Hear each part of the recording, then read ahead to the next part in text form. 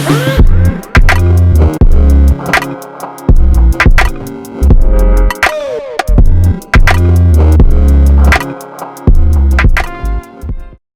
has been an absolutely tremendous experience for me and my staff to get to experience the artworks up close and personal after reading about them for so many months now, as we got ready to open the show here at AVA. Nicole Fleetwood, curator, has been an absolute pleasure to work with. And then I really just also wanted to extend a huge thanks to the staff in the visual and performing arts here at UAB. This was a monumental undertaking for us in the last couple of weeks, and they delivered consistently at every single turn. And so I'm going to sort of not delay at this point, and I do want to introduce our moderator for this evening, Dr. Nicole R Fleetwood, who is the James Weldon Johnson Professor of Media, Culture, and Communication at New York University, and the curator and author of the book Marking Time, Art in the Age of Mass Incarceration at MoMA PS1, and now at AVA. After the event, I'm going to come back up and I'm going to make a few instructions about how, for those of you who did not see the exhibition at the 5 p.m. slot, how we'll get back over across the street for the 6 p.m. But for now, I'm going to turn it over to Nicole, and thank you for coming.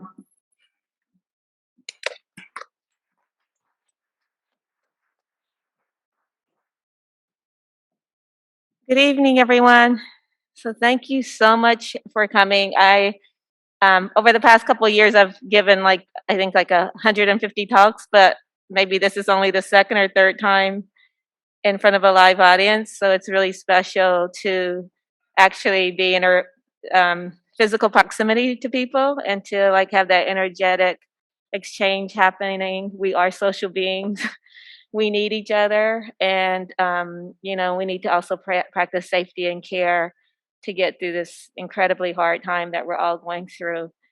I want to start off by saying that this project would not be possible without dozens and dozens and dozens, literally hundreds of people collaborating, sharing, offering their stories, their experiences, their contacts.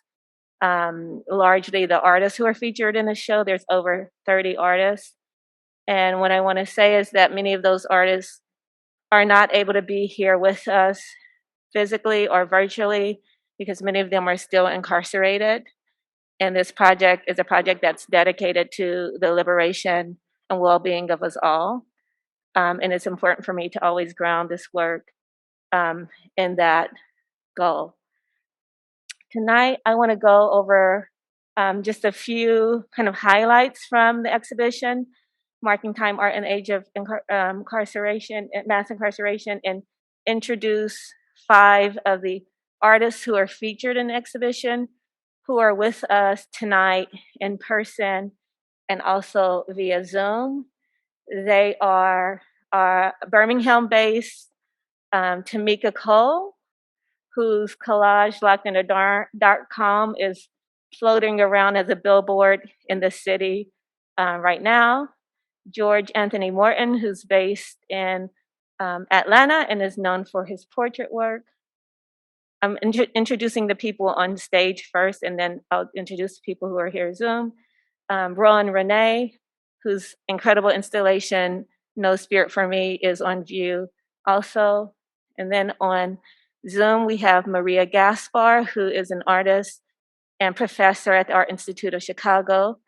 And then Dean Gillespie, who is an artist based in Ohio and a board member of the Ohio Innocence Project. So I want to show you a few images from the installation and just talk a little bit about the larger project. Next.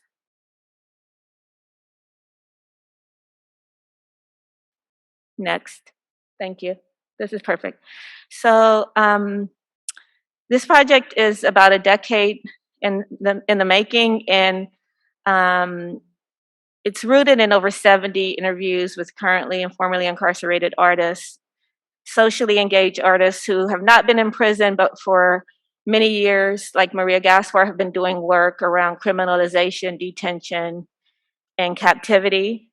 It is a project that really centers the importance of mass imprisonment, the carceral state, to our perception of contemporary culture and art.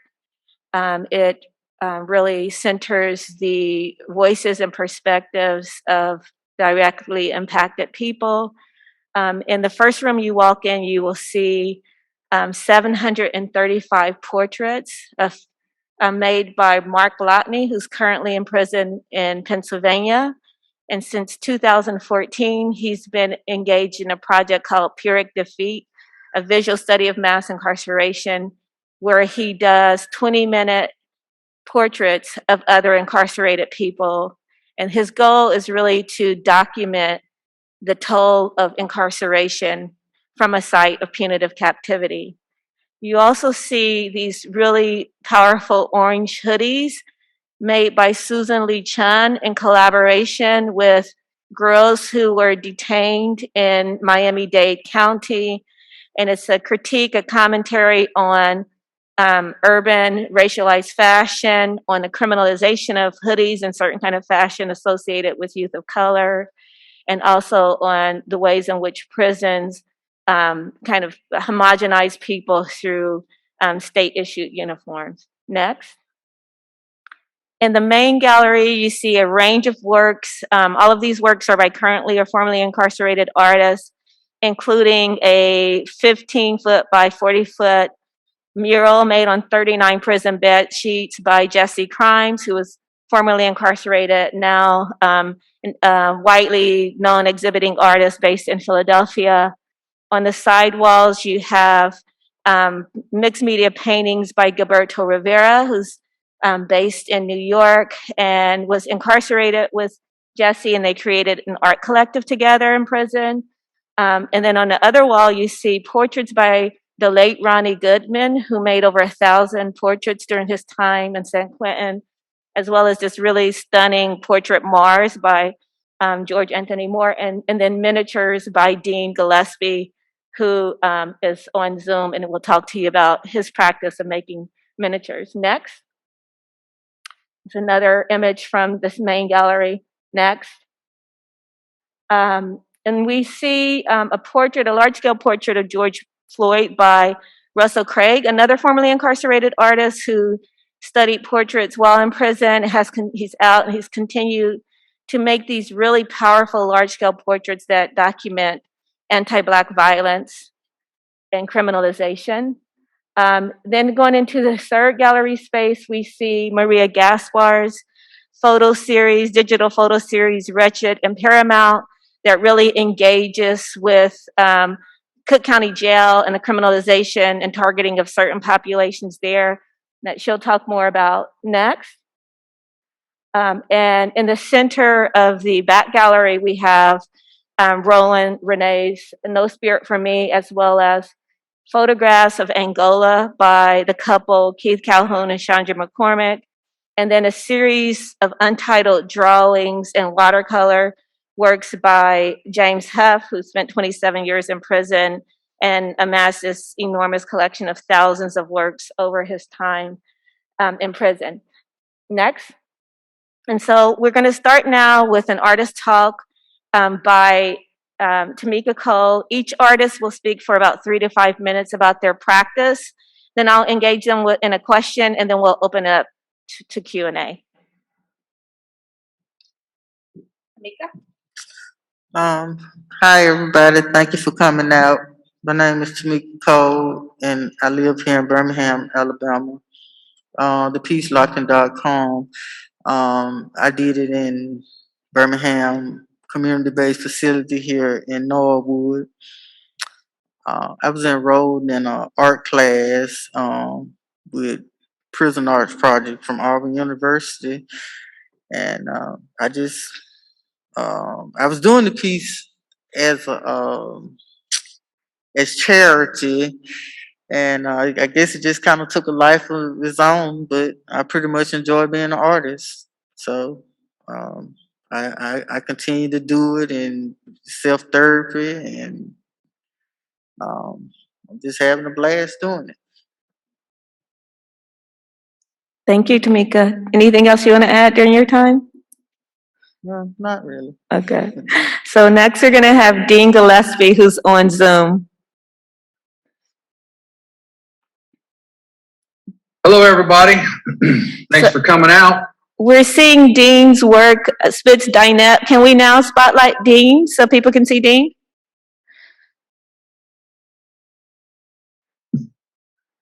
We want to see the dinette.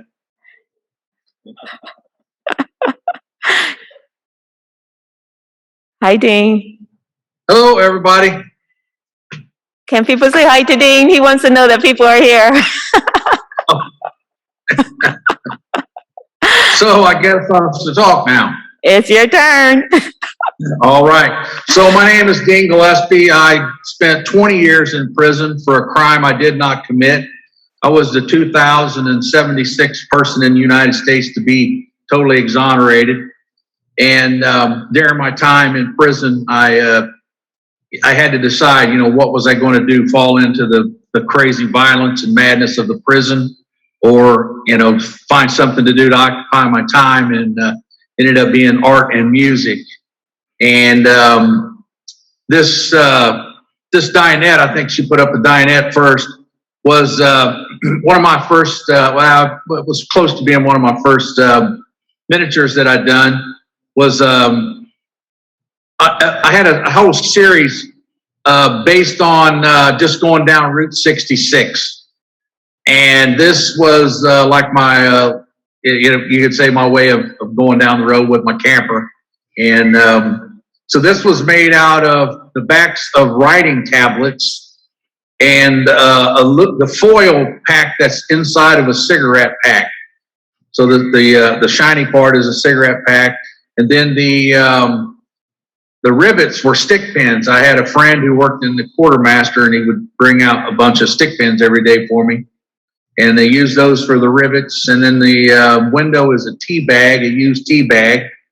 I did work in the maintenance shop while I was there, so I was able to procure a few wooden items like the wheels. I made the wheels in the carpenter shop that I ran, and kind of snuck those out and started using them in my art. And so that was this little dude here. I kind of aged it. It's when I started really aging things down to give them a used, worn look.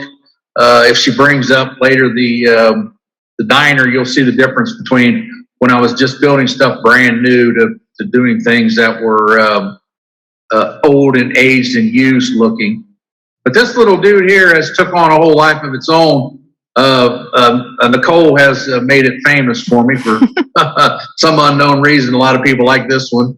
And I actually, when I got out of prison, I was able to find an old Airstream, and I rehabbed it all the way up from the ground up. And there's several photographs of this and the real Airstream that I've done. I made it in Airstream Life magazine with the two. So pretty proud of that. I don't know if she wants me to talk about the other exhibits. So we have one image for each artist, but we're happy to hear. You have a couple more minutes if you want to talk about what else you're working on, and maybe your work with reentry. You've been doing a lot to support other incarcerated people. Yeah, so some of my other art you'll see if you're there at the show on display was the pop cans turned inside out. The diner is pop cans turned inside out, and the popsicle sticks.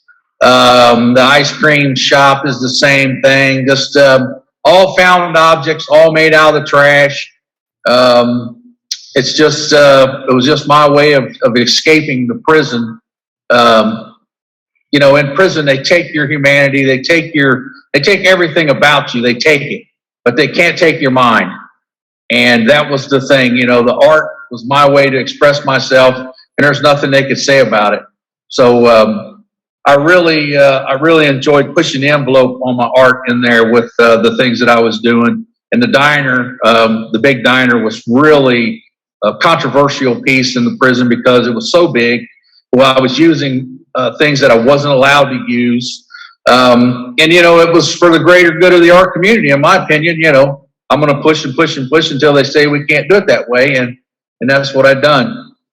So, and that, I believe, kept my sanity through my wrongful conviction. Since I've been out, I've traveled the world with the Ohio Innocence Project. Speaking about wrongful convictions, I'm on the board with the Ohio Innocence Project.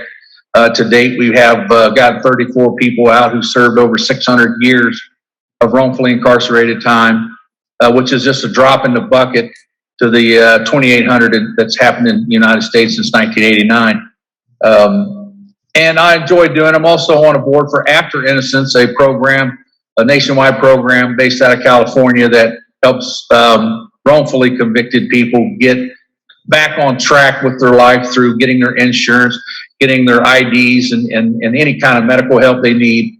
I really enjoy doing that. And then I got this little side gig with Nicole that we're traveling the world, showing our art off, and I love it. Love you, Dean. Thank you so much. Okay, so we're gonna go into George Anthony Morton now. Hello, my name is George, and I just want to thank you all for the opportunity to present before you, and I'm very grateful to be a part of this show. I was incarcerated as a 20-year-old for possession of crack cocaine. I was selling drugs as a teenager, the son of an addict and a drug dealer whose mom was also an addict and a drug dealer, and so it's kind of a multi-generational thing in my family. But I've always known that I had bigger shoes to wear in life. I always felt that way, even while I was in it.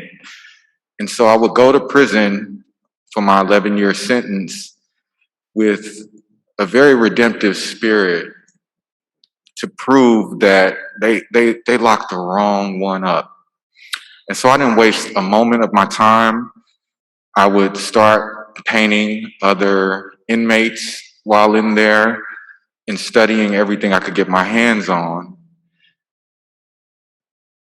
Fast forward, after my 9 years, 6 months to be exact, 85% of my 11-year sentence was served, I would get out and go to a city where I had never been before. I had to finesse that, by the way. They don't typically release you somewhere outside of your sentencing district.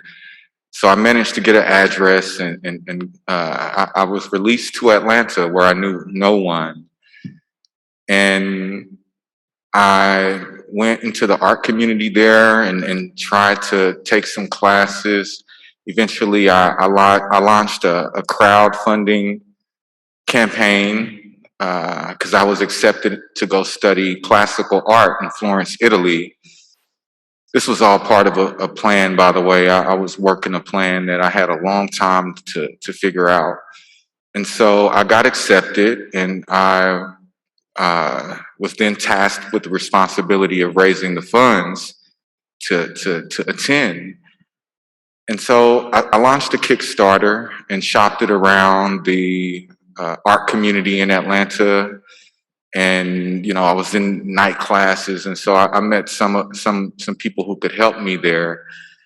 And I got accepted, and I got it funded, and I was off to go study in Florence, except they wouldn't allow me to go because I was on parole.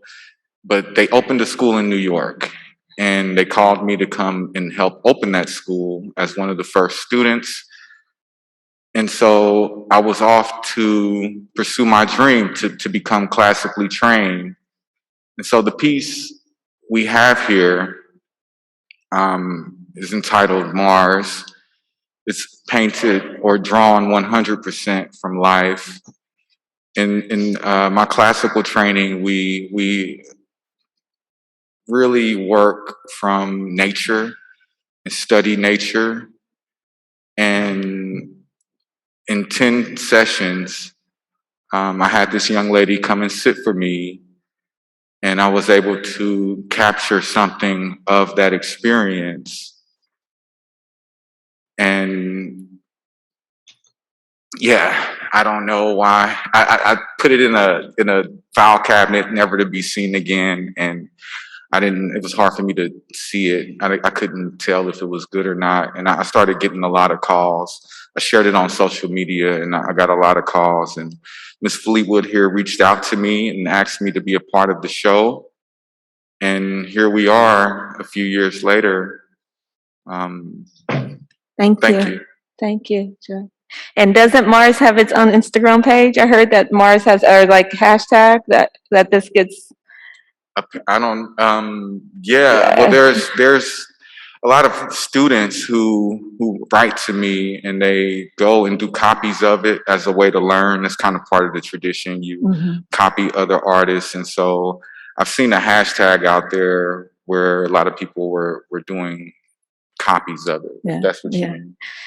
Thank you. You're welcome. So next we have Rowan Renee. Can you move? Thank you. Hi, Ron. Hi, everybody. Such an honor to be here tonight. Thank you, Nicole. So my piece in the exhibition is called No Spirit for Me, and it's a representation of the contents of my father's case file. He was incarcerated and died in prison in 2011. And through the course of acquiring these documents, I really think about and try to process through the act of making the idea of transformative justice. My position in this is one as a victim, as a child of an incarcerated parent, and as a member of the queer and trans community that has been criminalized over the last century. And I think through the process of acquiring the documents, I was able to dive into the different biases that affected how the state's version of justice was served and approach that critically, because my dad was convicted of a crime that is really considered the quote-unquote worst of the worst. In the state's eyes, it was an example of justice served. And I think I really was trying to interrogate the idea of whether or not any kind of justice was served. And to kind of imagine what justice could look like that was healing, that was restorative, that had that gave, I don't know. And I think that has really driven this work. And through the process of telling my personal story, I have been able to, I think, move beyond the personal and think about the structural and community impacts. And I've started to do art workshops via correspondence with people that are members of the LGBTQ community who are currently incarcerated in Florida. And I've, in the process of presenting some of their work and our collaborations in different formats through a program called We Women, and also through poetry reading in New York next month. Thank you, Rowan. Do you want to speak about what you were doing recently in Florida with a group of impacted people? Do I want to speak more about that? A little bit. I mean, if you have a minute or two left, if you want to say anything more, I'm just giving you that space. If you're fine, if not, that's also fine. Yeah. So I sort of have been thinking a lot about how artists act as activists, and I think my work has really been about building relationships. Like, I send in art workshops that I make and then get them back, and then there's like a back and forth and a real like relationship that has developed over time, where that I think is beyond like instructor student, Because the workshops are not, there's no oversight really, and that's not, I know that art programs that happen actually physically in prisons have a lot of bureaucracy attached to them, and they have to be approved, and there's a lot of limits on what the instructors can and cannot do. And in this context, there's none of that. So it's much more fluid. And I think I'm really interested in kind of the transformative power of art and like getting people's experiences and voices connected to like a larger audience. But I also feel my limits in terms of like, I'm not a lawyer, I'm not a therapist or a social worker. And sometimes I have to navigate not knowing how to help people or what to do. Right. Thank you very much. And so now we're going to turn to Maria Gaspard on Zoom, zooming in from, I think you're in Chicago. Are you in Chicago right now, Maria? Yes. Yeah. Yes, I'm home in Chicago. Good to see you, Maria. Thank you. Yeah, it's nice to see you. Thank you so much for letting me be a part of this. And it's so nice to see everybody here. Yeah, I've been watching your work the last few months. So my name is Maria Gaspad. I'm an artist and teacher. A lot of my work addresses spatial justice, because I think a lot about public space, public art, and the way that collective narratives are, created together and also individually. I've spent a lot of time thinking about the politics of location. I grew up a few blocks away from the largest single-site jail in the country, which is Cook County Jail. And as a kid, I visited as part of a Scared Straight program.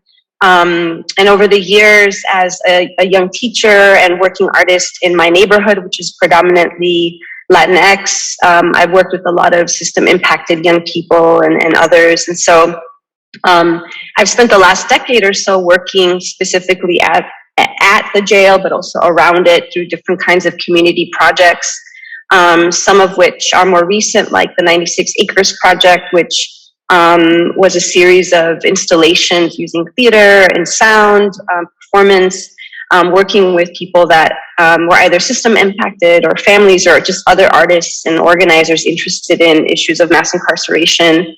And they were all public events to really get people to come together and talk about how jails and prisons affect our lives. And then Radioactive Stories from Beyond the Wall, which was a project that I worked with a group of men called the Radioactive Ensemble, which took place inside the county jail and turned into this large-scale project where we basically thought about the jail wall as a kind of amplification device and did a broadcast using images and audio. But for the show, for Marking Time, I have a series of prints, as you saw in the slide. And is that slide? Yeah. If you want to put that slide up, that would be great. And it's called Wretched and Paramount. And it's a series of prints that I've been producing over the years. And where I basically use Google Earth to examine the jail site. And so it's basically me using that program to tour the jail, and then I screenshot various moments where I thought there was a particularly interesting thing happening. And I became interested in this, this idea of how a place could be simultaneously visible and invisible, like jails and prisons, mimicking this I think our relationship to incarceration, which is often out of sight, out of mind. And the 3D mapping through this algorithm of Google Earth, either made the jail visible or made parts of the jail ambiguous or erased parts of it. So for me, the glitches, the kind of portals, the holes or the voids or the blackouts became this opportunity to think about, to imagine something else, right? To think about an abolitionist future. So it was kind of interesting moment to kind of think about how that algorithm, how the glitching, the errors that algorithm had allowed for me to sort of think about this other potential. Right now, I'm recording the demolition of one of the largest facilities inside of the jail, which is called Division 1. It's a 8-building compound and an old courthouse that was built around 1929. And I've been recording it using video, photography, and sound from both inside of the jail, but also on the outside from the street level and from other viewpoints. So for me, this moment of seeing this jail break down, you know, this historical place, right? But also this place that holds so much loss and so much pain. To sort of see it demolished piece by piece has been a process that I've been just really kind of examining and thinking about. And I see this project as a way of extending from Wretched and Paramount, sort of thinking about how the jail slowly disappears or unbuilds, or how we can unbuild it, unbuild it. And that could be, again, this possibility for a future without jails and prisons. And apart from that, I'm currently working with a really great organization in Chicago called the Prison and Neighborhood Arts Project, and working with one of their art students at Stateville Prison through a mentorship program, and just really kind of connecting artistically and through their own kind of scholarship and research right now. So thank you. Thank you so much, Maria. And, you know, and I think the audience got this really nice, diverse kind of range of the various artworks that are in marking time, the kind of various experiences that artists are bringing to their engagement with criminalization and the carceral state. What I want to do now is pose a question to everyone on the panel about what they're working on right now. Maria started to talk about her contemporary project and how it connects to local issues in one's community around criminalization and mass incarceration. So this is open to anyone on the panel. And after everyone responds to this question, then we're going to open it up to the audience. So if you're thinking about a question you might want to ask, it gives you a few minutes to kind of form that. John is going to be managing questions that are coming in through Zoom. If you are in the audience in person and want to raise a question, all you have to do is just like put your hand up and I can call on you and you can project out. If there's not anyone, is there someone going to roam around with the mic or? Sure. Okay, sounds good. So, thank you. So just out there for the panelists, anyone who wants to speak, what are you working on now? Or, you know, what's come up? I know Tamika, literally, we were like ships in the night. I was flying to Birmingham as she was on the train to New York because she has a group exhibition at a gallery in Manhattan right now going on too. So just anything you want to speak to about your contemporary works. I'm currently working on a series called Open Wounds. And I have some of those pieces at the Martos Gallery in New York. The only piece I have here at this show that is also a part of this series is the paper mache sculpture of Mary Turner. The reason why I named it Open Wounds is sort of a parallel to several disturbing things that I see going on currently. When I first heard about Mary Turner, it was mind blowing. So I felt like you know, what happened to her is sort of haunted me. As well as Emmett Till. Those are two that stand out to me. So it just seemed like I couldn't go forward doing art without expressing how it made me feel. That's, you know, basically it. Thank you. Anybody else about contemporary works or projects, community engagement? Yeah, I'll go, Nicole. Great.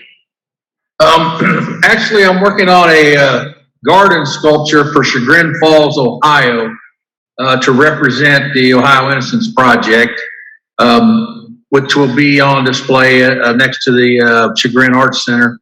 It's what it is a limestone base with a series of loops around of large chain about the size of your hand, welded together, going in a continuous circle around and going up through the air.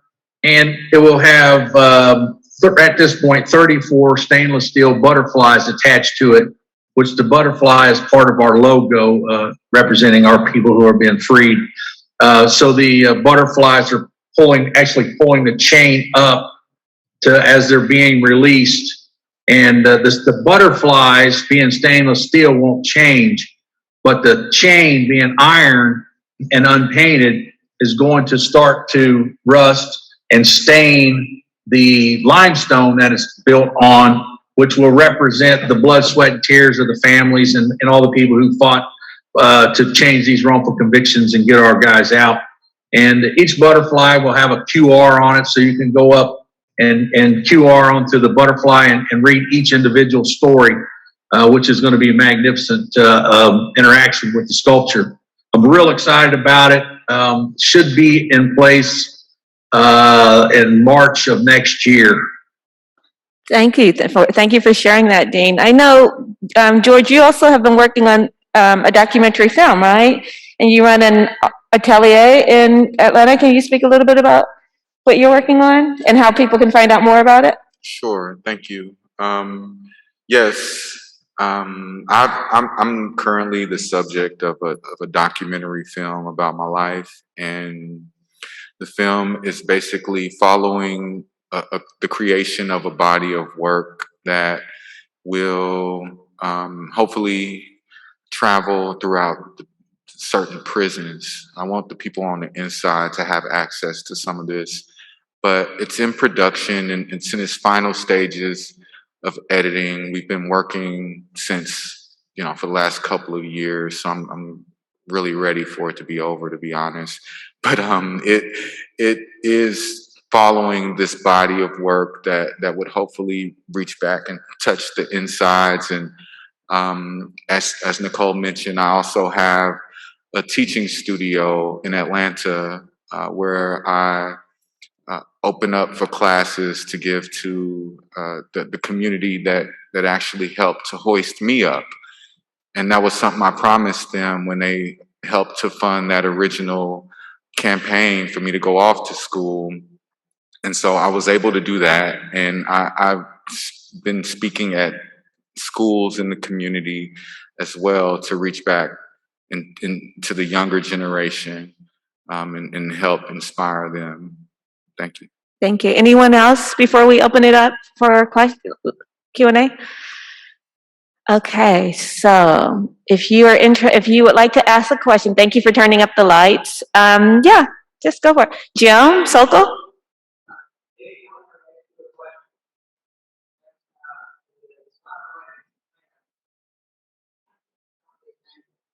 Dean?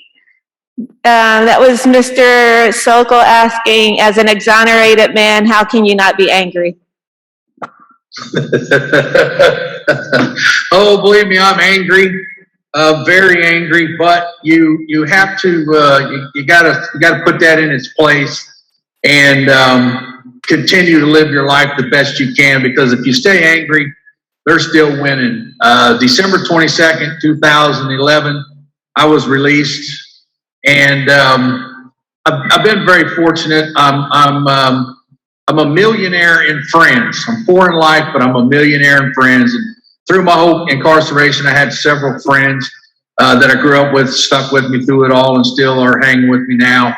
And that keeps me, grounded. And I try to focus on being the happiest person I can every day because I'm not going to let the prosecutor win anymore. I'm still fighting for my compensation. Things are finally starting to move on that after almost 10 years. Once that's settled, I'll be able to try to eke out a spot where this is no longer an issue. Because of the compensation, I have to deal with it from time to time, so it comes up. But I really do try to be the happiest person I can every day. Because I've seen so many guys who carry this and just keep carrying it and just stay angry, and they don't accomplish nothing because they're so mad and they just make themselves miserable, and I don't want to be that guy.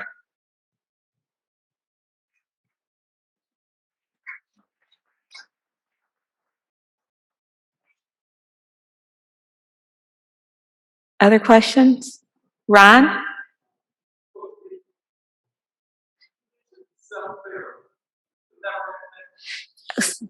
So Ron, first of all, I just want to acknowledge Ron as McKathan as one of the artists in the show. He's also Alabama-based, and has a really powerful work, Black Lives Matter, and also recently returned after 37 years in Alabama prison. So Ron, super happy to have you in this space in person with us.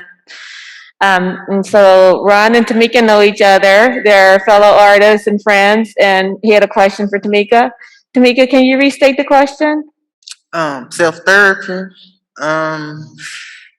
For probably as long as I can remember, I've been dealing with a lot of trauma at home, involved in the juvenile justice system, adult justice system, and I guess I think I felt like I had things inside of me. I knew I could improve my life. I always did well in school if I wasn't put out for some reason or another.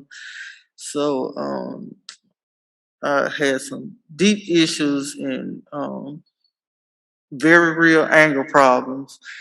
And Kai Stevens, who is here, she brought in a creative writing project into Tutwiler Prison. In the very first class, she taught that class.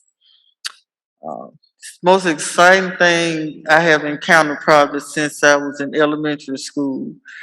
And the entire time I was in there, every time she had a class, I just signed up for that one class over and over and over. I don't care what class they said. They said, "Oh, take this class right here. This is gonna help get you out. Take that class." No, I'm only gonna take this class. This is the class I love. So when I'm being a creative being, that's when I feel closest to God. Also, it helps me to work through almost everything, whether it's visual or whether it's writing. So she is definitely a person, and she came out to support me. So I want to give a big thanks to Kai Stevens because take- taking that class actually allowed all of this to come full circle for me.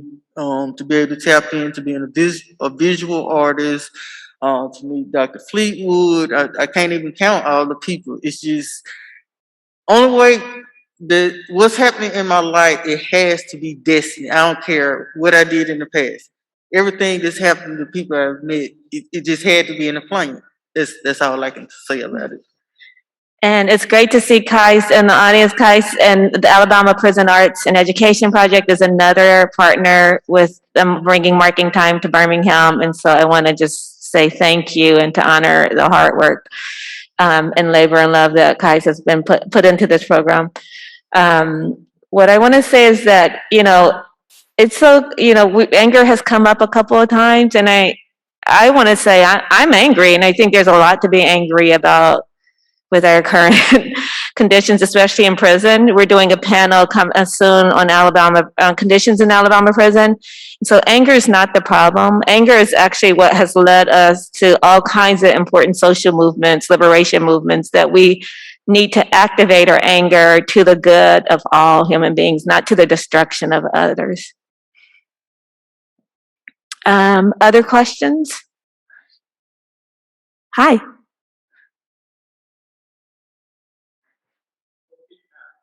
Yeah.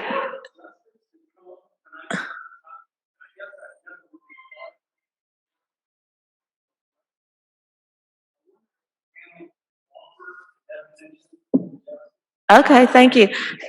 So there's a panelist, and there's a person in the audience asking the panelists, saying that this panel has them thinking about definitions of justice and what it means, especially with a show and a project like this, and can people offer definitions of justice?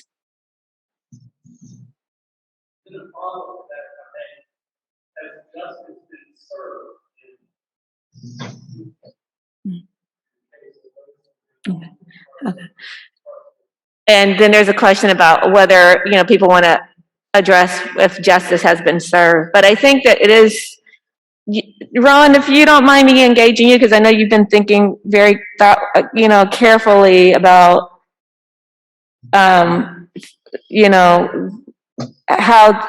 what does harm look like? What does sentencing and criminalization do when harm's been done? And how justice might not even be really a factor in the kind of legalization of these issues. Yeah, the question resonates a lot with me, and I think about it a lot because I think everybody uses the word justice, and what that means to different people, I think, can vary widely, and it might not mean what you mean. And in my kind of own case, I did not feel like justice was served. For me, or even for my dad, he was punished. But he was not held accountable. There was no accountability even possible in that process, and there certainly was no healing and no restoration in what happened with the criminal justice system and with his conviction and sentencing. And I think there's a lot of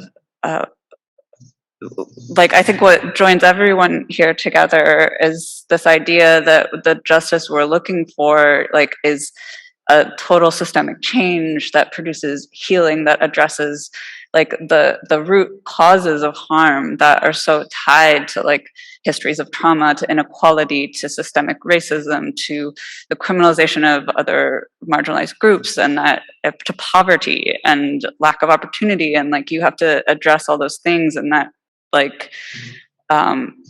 harm doesn't define the violence, living in conditions of violence creates more violence, and that it doesn't define you, and that there is a way to change, and overcome your trauma, and to and it's that is very different than what currently happens in the prison system and the criminal justice system. Thank you for that, Ron. We have time, I think, for one more question. Yep, in the green. Hi. Thank you.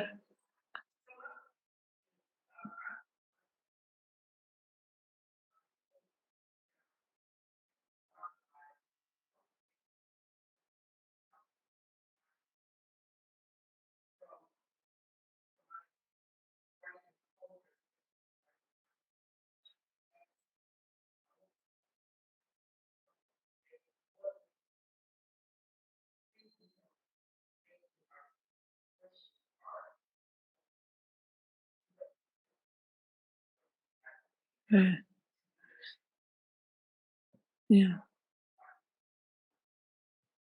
Yeah. So I just want to say, as a art historian and scholar of Black studies, I would say that there's a long tradition of Black people in their communities making art all the time. That Black expressive and visual culture is actually very, very rich. But I know that some people have been involved in projects that are about reaching out to specific communities, especially youth. And George mentioned doing some of that work. I know Maria has also collaborated intergenerationally. Maria, would you like to speak to some of your ongoing collaborations, especially kind of cross-generational collaborations? Yeah, sure. And I think I caught a part of that question, so pardon me if I don't answer it totally. Do you want me to restate what I heard? The question was thinking about, especially Black and Latinx communities, how can art be shared more broadly and taught as a practice, creating other possibilities for young people. Okay. Especially the most marginalized. Yeah. Well, I think I touched on it a little bit, but I'm based in Chicago, and if you're familiar with the city, kind of grew up on the west side, and in a part of the city that has a lot of disparity, the museums are not in our neighborhood, right? The cultural centers are not there. And but what I have seen, what I have witnessed all my life, and sort of like what Nicole is saying, is that cutting across the communities that I've lived in, lots of artists have found ways of creating DIY spaces, community spaces, together through a kind of mutual aid process, through a collective process. And, from turning your basement into a small art gallery, or storefront into a small gallery space. I feel like, in my experience, even with those kinds of social inequalities, we have found ways to find ways of thriving, and in terms of Chicago, there's a whole history of artists like in the mural movement or other kinds of activist groups that have been producing, in particular, public artworks with young people intergenerationally for decades. And I'm grateful that I had that mentorship, like some people have kind of mentioned, is having those mentors in place in certain times of my life that sort of guided me, and I try to do the same with some of the young people that I come across. I mean, even just filming this demolition right now, I've met so many people walk past and just want to talk, people that just came out of court, or guards or others that just start talking about their experience with incarceration. So I don't know, hope that answers your question a little bit. Thank you. Thank you. Really appreciate that. So we're at this point, John's going to come back up, and we're going to start wrapping up the Q&A. But before John comes up, I want to just ask you all to join me in thanking John Fields, Tina Ruggieri, Shalika Lassiter, Christina McKellen, and everyone at AVA for just being. The word collaboration has come up so many times, and John and we've been able to, this is our first time meeting in person. My coming down here, we've had lots of Zoom meetings, and it's been like truly a pleasure to collaborate with Ava on this. I want to thank all the tech folks, Adam, and everyone who's made this possible in this space. And just say Birmingham has been such a great host. Everyone's been so kind, and it's really an honor to have the show here. It really is. So thank you very much, and take good care. And please join me in thanking all of our panelists, Maria, Dean, George, Tamika, Rowan, for sharing and for their incredible artwork. And then thank you all for coming out safely and with engagement and curiosity and care. Thank you very much. And so I don't really have a lot left to say other than the fact that we're doing a ton of public programming in conjunction with the exhibition. The next one will be October 7th, and it'll be a collage demo with Tamika Cole. It'll be a hybrid event. All of the virtual registration and for information about getting tickets to any of the hybrid in-person events, you can find that stuff on our social media and on our website. We're actually doing really good in terms of capacity. So anyone that did not get to see the show at 5 o'clock is now going to be dismissed and welcome to walk across the street. We will keep the gallery open for another hour. And then actually anyone that saw it before, if they wanted to spend a little more time with it, is also free to go back over across the street. We have copies of Nicole's wonderful book, in which the exhibition is sort of based on. We have those for sale over across the street, and I think the artists are going to hang around for a little while as well. Yeah, Ursula, and I'll be signing. And Dean and Maria, thank you so much. I hope to see you all in person soon, okay? Be safe. Bye. Well, it's really great to have you all in the galleries again tonight, and I look forward to seeing you again and again and again.